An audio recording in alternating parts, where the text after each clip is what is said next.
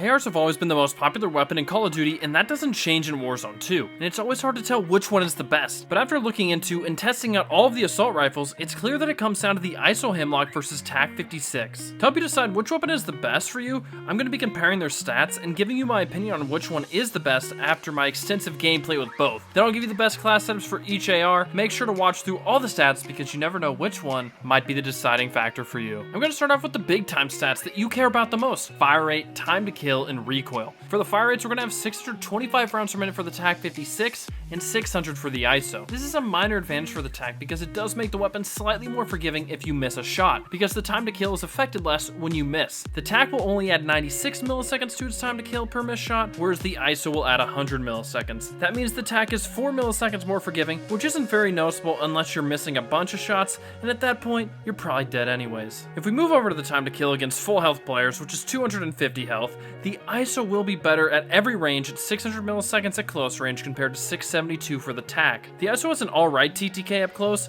that can compete with SMGs, but the Taq is very slow and you don't want to be caught with it out inside of 10 meters. And they're both going to have 4 ranges and time to kills. And the ISO will always be about 60 to 72 milliseconds faster with 700 to 768, then 800 to 864, and finally at long range it will be 900 milliseconds to 960. And you'll notice it gets 4 milliseconds closer at each time to kill range, and that's going to be because at each range it adds 1 bullet to kill on each weapon, and the scars we talked about earlier shoot slightly faster, and it makes it slightly more forgiving on the TTK, which is why it catches up by 4 milliseconds at each time to kill range. And quickly jumping into these ranges before the firing range, we have better range at the start with the Taq with 28 meters to 25, then 44 to 39. But then the ISO will actually leapfrog it with a range of 58 meters to the Taq's 55. This really isn't going to be noticeable in the larger scheme of these things because the weapons ranges are so incredibly similar. So the ISO is the better time to kills, but this will do no good if the recoil is terrible or way worse than the Taq. So let's head over to the firing range to compare their recoil patterns. As you can see that they're both going to have some vertical and horizontal recoil, and the magnitude of the recoil is about the same, but they aren't really similar in their patterns. The Taq is mainly vertical with a slight slant to the right, and the ISO has a pretty harsh bend to it right off the bat, until it evens out. With these patterns, the Taq should be way easier to control, but they're both incredibly accurate even if it seems like they shouldn't be by these tests. And even though it seems like I'm being a little bit more accurate with the ISO on these dummies, in-game the Taq is the most beamy assault rifle for me and all of my friends. Either way, they're both going to be very easy to use and aim, and you should have no problem with them. Now I'm going to transition to the stats that you may not find to be quite as sexy, but truly impact how the weapon performs, and it could make the difference in which weapon you prefer and perform better with. I'll start with the average damage at close and long range, where the ISO will be better at 38.2 to 34.2 and 26.2 to 24. That results in 1 less shot to knock with the ISO, which is why the time to kill is 60 to 72 milliseconds faster at all these ranges. This means you don't need to control the recoils along with the ISO, which can lead to making it feel slightly easier to use. And another category that plays a big part on these weapons is going to be damage per mag, where the Taq 56 will have the better long range damage per mag by a decent margin at 1440 to 1170. This is because the Taq will actually have a 60 round mag compared to the ISO only having a 45 round mag. This does make a difference in trios and quads, but both weapons have very low damage per mags and can be a serious issue when you're playing quads, where a full team has 1000 health, and if you want to add capping them into the equation, that goes to 1400. It will be impossible to wipe a full team with either of these weapons before reloading. They're both very accurate, but you cannot ask someone to hit 90% of their shots at 50 meters. It's just unrealistic. This is an area where LMGs are way better in this game. They put an emphasis on making assault rifles have lower damage per mag in Warzone 2, probably because these assault rifles dominated light machine guns in Warzone 1, because they didn't make ARs really have any cons to them, and now they seem to be trying to correct that. Let's take a look at the long range damage per second, where the ISO will be slightly better because it just outputs damage at a better rate, with it being 260 to 250 DPS. And the damage per second pretty much just equates to your time to kill. Whichever weapon has the faster damage per second will have the faster time to kill, and that holds up in this scenario. With that being said, long range fights also come down to accuracy, where they're both great. But what about the mobility that still plays a pretty big factor in mid to long range fights? With these stats being somewhat similar,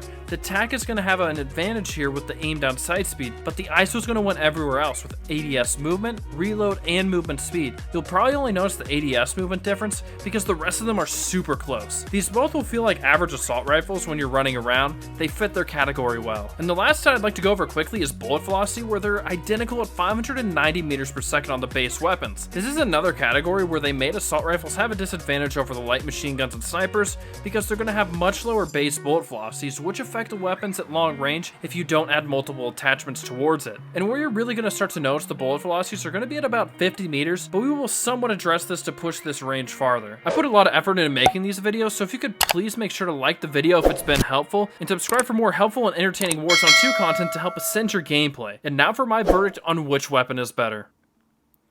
The ISO Hemlock statistically and the Taq 56 from my own experience. These are two of my foremost used weapons, and my Taq 56 has over an 8 KD on over 300 kills, where my ISO has about a 4 KD on about 150 kills. And when I look at my stats after using both weapons, it seems like I should be suggesting the Taq all the way, because clearly I'm far better using it than the ISO, right? But maybe not, because I use the ISO in far more situations because it's a little bit more versatile. You can use it as a sniper sport or as an emergency close range weapon, whereas the Taq 56 is exclusively great at mid to long range. You can't go wrong with either weapon here, as they're the two best mid to long range assault rifles with their combination of accuracy and time to kill. I suggest you give both of my class setups a try and see which one works better for you. And on my setup, I only use high velocity because I feel like I need a little bit more recoil help on the ISO because of that harsh horizontal recoil.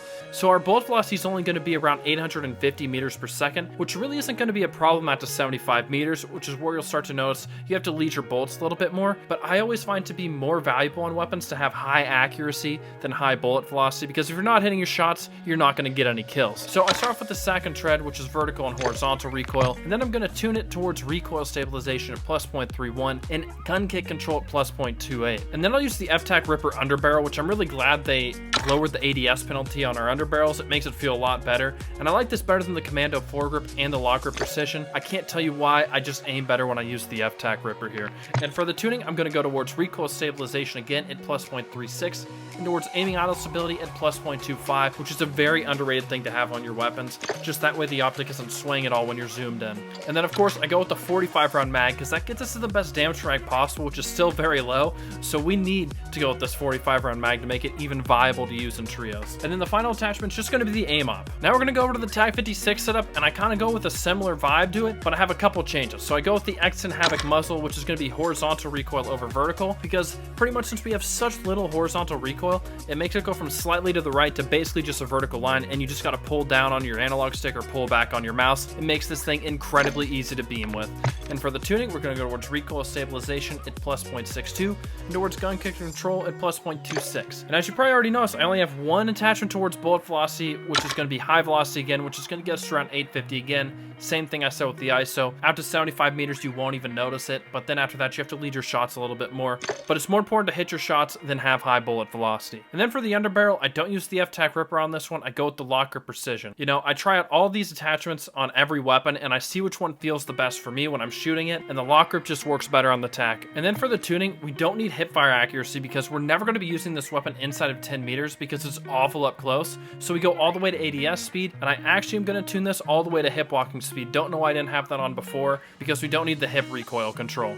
We're never ever going to use this inside of 10 meters unless you want to lose your fight. Then we go with the 60 round mag over the 40 round mag, because as I said, the damage per mag is off on this, and if we went to 40 round, we would have under 1,000 damage per mag, which is absolutely disgusting. You can do that on solos, but past that, always go with the 60 round mag. And then I go with the Chrono Mini Pro because I don't like the aim up on the Taq 56 for some reason. That's up to you if you want to switch it to that, but just try the Chrono Mini Pro first. Both of those assault rifles will do you wonders, especially on Al Mazrah, and the ISO is still really good on Ashika. And if you want to know what close range weapons to use with them, I'll have a video linked on screen right here.